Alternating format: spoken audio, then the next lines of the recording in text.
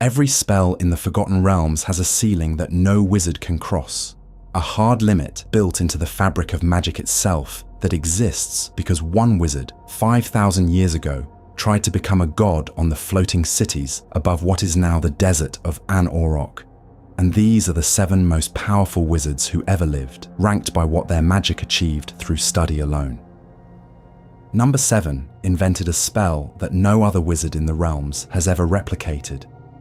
A piece of magic so particular to one man's refusal to die that it has no school, no tradition, no lineage, only a name that belongs to the wizard who cast it from the dark stone fortress of Zhentarim on the frozen western shore of the Moonsea, where the Zhentarim ruled the largest criminal empire on the continent and answered to one voice.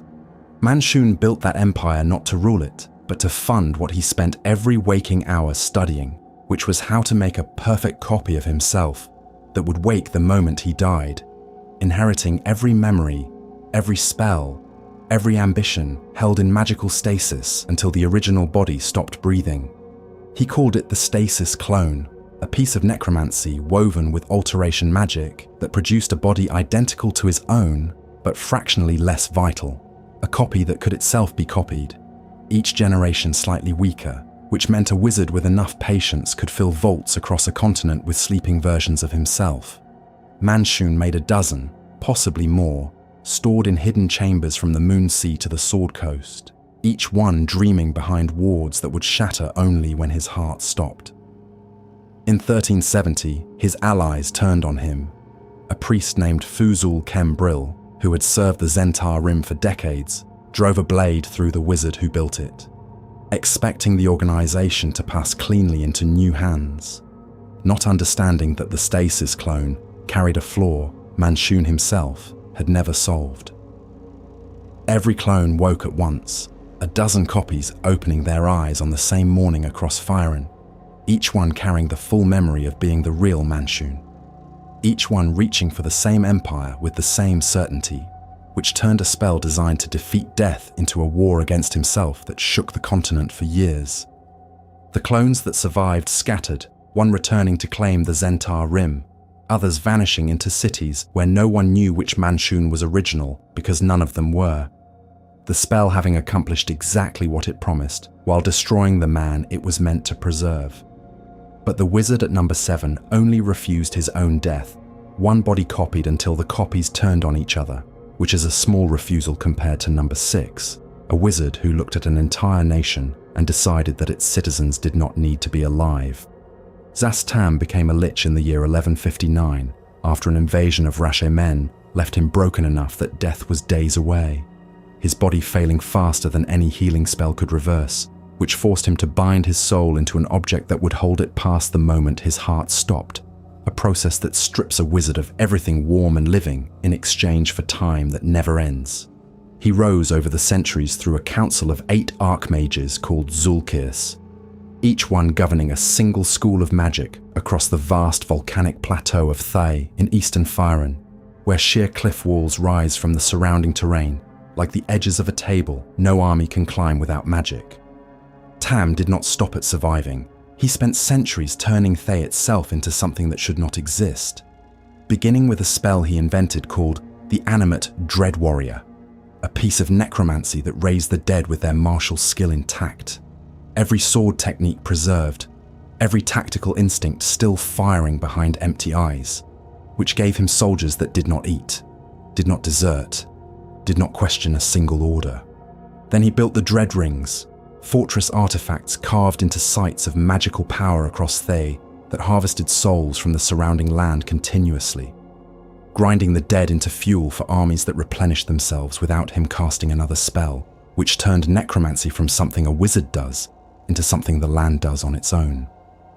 On the slopes of Thay Mount, the volcanic peak at the center of his kingdom, Tam held a public celebration and produced a curved red horn called the Beckoning Death,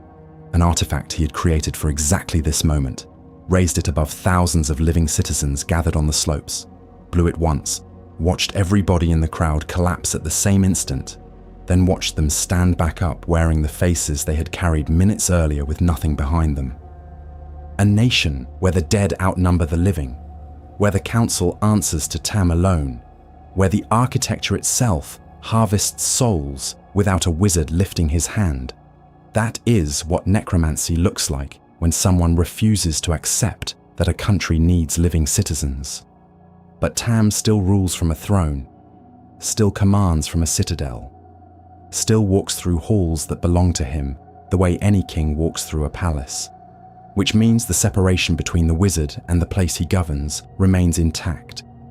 His body in one location, while his power radiates outward through spells and servants and fear. Number 5, erased that separation entirely. A wizard called Halaster Blackcloak arrived at the base of a mountain beneath the largest city on the Sword Coast, a port called Waterdeep, where 130,000 people lived above ground without knowing what was being carved below them, summoned demons and creatures from other planes to dig, spent decades hollowing the stone downward into a labyrinth so vast that no one has ever mapped its lowest levels, then wove his own magic into the walls themselves until the dungeon called Undermountain became something that had never existed before, a structure that thinks with the mind of the wizard who built it. He wove his own magic into the stone so deeply that the dungeon itself became a living enchantment, a field of permanent power he called a Quasi mythal, which meant that every wall, every corridor, every staircase in Undermountain carried his will inside it, the way a body carries blood, responding to his thoughts without him casting a single spell. That field let him do something no other wizard has managed, projecting copies of himself into distant corridors while watching through their eyes, rearranging the layout of entire floors between one heartbeat and the next,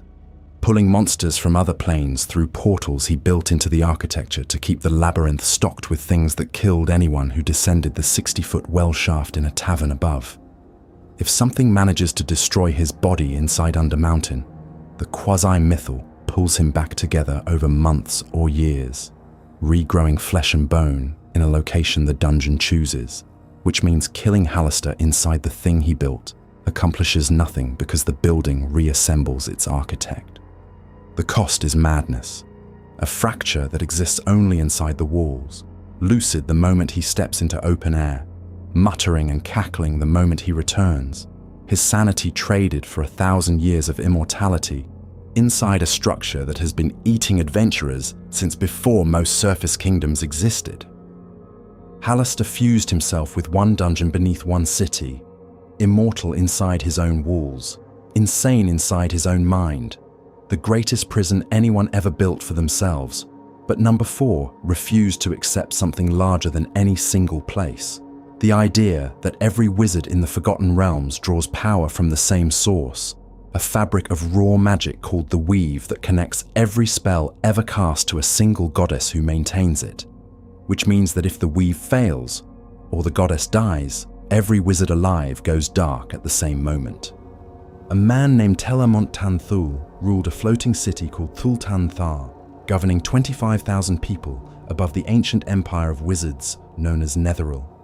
He discovered that the Weave had a negative space, gaps between its strands where a second system of magic hid in the darkness, connected not to the goddess of magic, but to Shah, the goddess of shadow and secrets, a power source no other wizard had ever found because no one had thought to look for what the Weave was not. He called it the Shadow Weave and studied it until his own body began turning into something no longer entirely flesh. Shadow bleeding into his skin the way ink bleeds into wet paper, the price of drawing power from a source that had never been meant for living hands.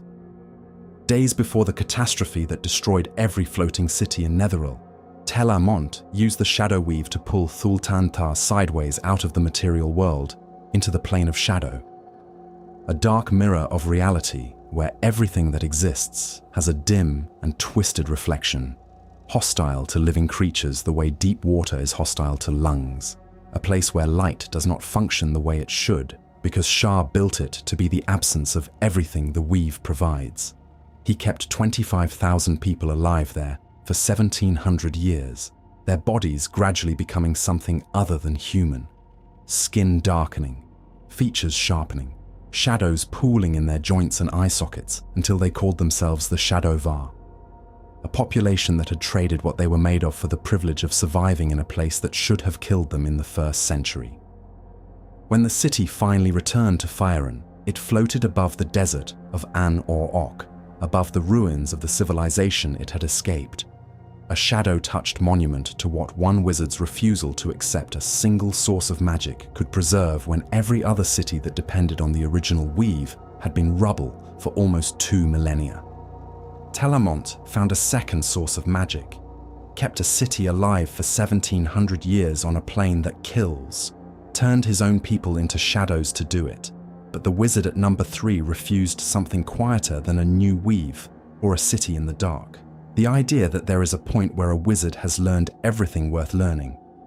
a ceiling on knowledge itself,